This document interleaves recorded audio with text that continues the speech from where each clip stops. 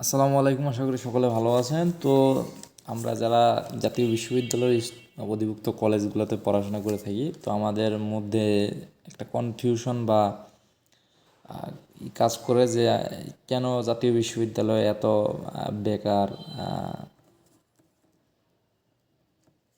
তো আর এটার আসলে এইটা কি, এটার মূল কারণটা হচ্ছে, আমি আপনাকে বলি, ন্যাশনাল ইউনিভার্সিটিতে আপনার পড়াশোনা করতে গেলে আপনার ভালো সময়ই যাক আর দেশের খারাপ সময়ই যাক, আপনাদের লেন্দি প্রসেস, ডিলে হবেই, সেটা অনার্সে হোক আর পাস কোর্সই হোক বা মাস্টার্সই হোক। তো সেক্ষেত্রে অনার্সের কিছুটা কম, কারণ আবার অনার্সে আপনার অনার্স পাস করে আপনি যে কোনো চাকরির জন্য চেষ্টা করা যায়, কিন্তু আপনাদের পাস কোর্সে হয় কি, মাস্টার্স করতে গিয়ে অনেক টাইমটা অনেক পেয়ে যায়। প্রিলিতে আপনার 2 বছর লাগতেছে, 1.5-2 বছর, মাস্টার্সে 1.5-2 বছর লাগে, এরকম করতে করতে সময় চলে যায়। এটা একটা ফ্যাক্ট। কারণ অন্যান্য বিশ্ববিদ্যালয়ে আপনার চার চার বছরে আপনার বা 4 বছরে আপনার পড়াশোনা হয়ে যাচ্ছে, আর জাতীয় বিশ্ববিদ্যালয়ে 7-8 বছর 10 বছর লেগে যাচ্ছে। এটা একটা বিষয়। আর সিট সংখ্যা, মূল কথা হচ্ছে যে আপনার সিংহভাগ বাংলাদেশে যারা পড়াশোনা করে, বা সিংহভাগ আপনার যা ন্যাশনালে আপনার আনলিমিটেড স্টুডেন্ট, আপনার অনার্সেই 4-5 লাখের মতো সিট আছে, কারণ হিউজ কলেজ রয়েছে, সরকারি কলেজ, বেসরকারি কলেজ। পাস কোর্সে ধরেন আপনার 1-1.5 লাখ ভর্তি হলো, মাস্টার্স আছে, প্রিলি আছে। তো এই সব মিলে হিউজ একটা পরিমাণ। তো যদিও বিসি দাবি করতেছে যে বিশ্বের সবচেয়ে বড় আঞ্চলিক বিশ্ববিদ্যালয়, তো ঠিক আছে, বাংলাদেশের আয়তনের তুলনায় জনসংখ্যা বেশি, তো সেক্ষেত্রে আপনার সিট সংখ্যা যদি বেশি থাকে তো সেক্ষেত্রে আপনার হবে। কিন্তু আপনার লাখ লাখ সিট দিয়ে কী হবে ভাই? চাকরি তো আর লাখ লাখ নেই, বা কর্মসংস্থান তো আর লাখ লাখ নেই। তো সেই জন্যে জাতীয় বিশ্ববিদ্যালয়ে আপনার গ্রহণযোগ্যতা বা জব মার্কেটের ডিমান্ড কম।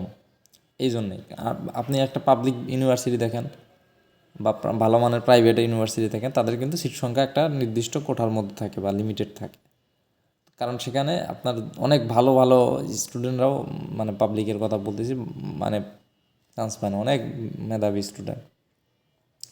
তো সেই ক্ষেত্রে এই জন্য তাদের ডিমান্ডটা একটু বেশি। আর ন্যাশনালে আপনার মোটামুটি এখন ভর্তি পরীক্ষা নিচ্ছে, মোটামুটি 100টা এমসিকিউ নেগেটিভ মার্ক নেই, মোটামুটি দাগায় দিলেই আপনার 30 পেলেই আপনার একটা সিট হয়ে যাচ্ছে, সাবজেক্ট যেটাই পান।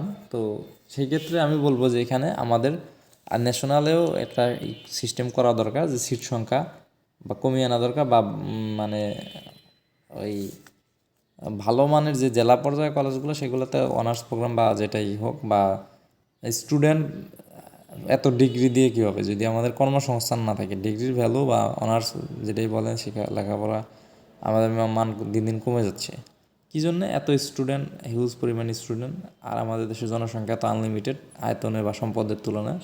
তো সেই ক্ষেত্রে ন্যাশনাল ইউনিভার্সিটির এই যে সমস্যাগুলো, সিট সংখ্যা বেশি, পড়াশোনার আপনার সময় লেন্দি প্রসেস, 4 বছরের কোর্স 7 বছর, 5 বছরের কোর্স আমাদের 10 বছর লেগে যাবে।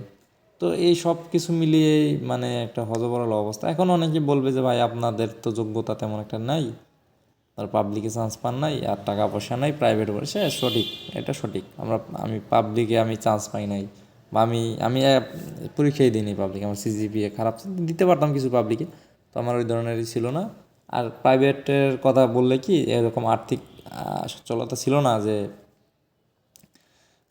পাবলিক বা প্রাইভেটে পড়ার। তো আমার ইন্টার নাকি ডিগ্রি ফার্স্ট ইয়ারের পর থেকেই আমাকে ইনকামের জন্যে বাড়ি থেকে বের হতে হয়েছে, অর্থনৈতিক অসচ্ছলতার কারণে। কারণ সবার তো সচ্ছলতা ওই রকম না।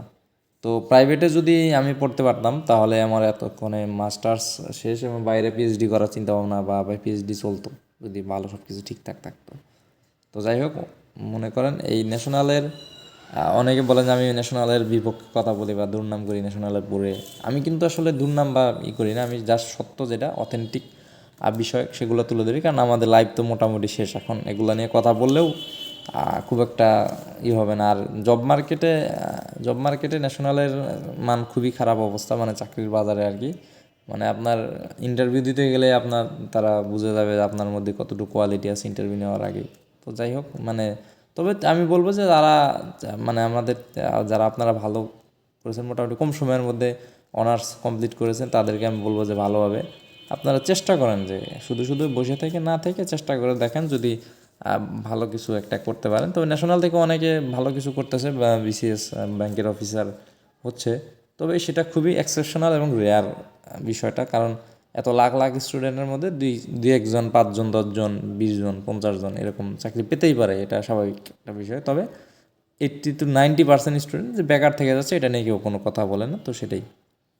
তো যাই হোক, আমরা চাইবো যে ন্যাশনাল, আমরা তো মোটামুটি যা করলাম, আমাদের পরবর্তীতে যারা ভর্তি হবে ন্যাশনাল তারা যেন ভালো কিছু একটা করতে পারে এবং সঠিক সময়ে যেন পড়াশোনা শেষ করে কর্মসংস্থানের ব্যবস্থা করতে পারে, এটুকুই প্রত্যাশা করি।